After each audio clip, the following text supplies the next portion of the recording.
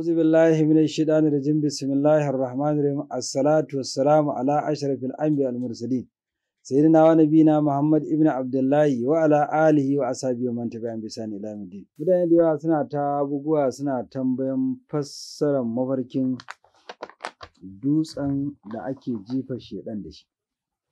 Ga abin da Shafi Gani Annabulsi ya fassara a cikin littafin sa Ta'iru mujalladi na farko shafi na 80 babu babi da yake magana akan harful ha'i yake cewa duk wanda ya mafarkin dutsen jifa shedan kuma ga yayi jifa da ita to lalle haƙiƙa zai zama mai biyan bashi a bisa bashin da ake bin shi, misalin gwargwadon watan naira 7,000 ko a ce naira 70 ko a ce naira 700 ya danganta da yanayin, ko kuma naira 700 ko 7,000 ya danganta da yanayin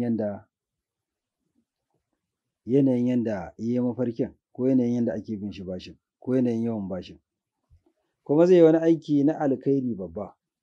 Duk wanda ya ga ya ci dutse da ake jifa shedan da shi zai ci dukiyar marayu, kuma jifa kangon shedan mutum ya ga ya tsinci tsakuwa ya jefi kangon shedan yana nuna cewa lallai bashi zai sare a gare shi, ko kuma a'a zai biya azumi ko kuma zai rama sallah. Jama'a muna yi muku fatan alkhairi. Assalamu alaikum. Masoyan annabi shakamalan awwal adali, masanin fasarar mafarki mai domin annabi.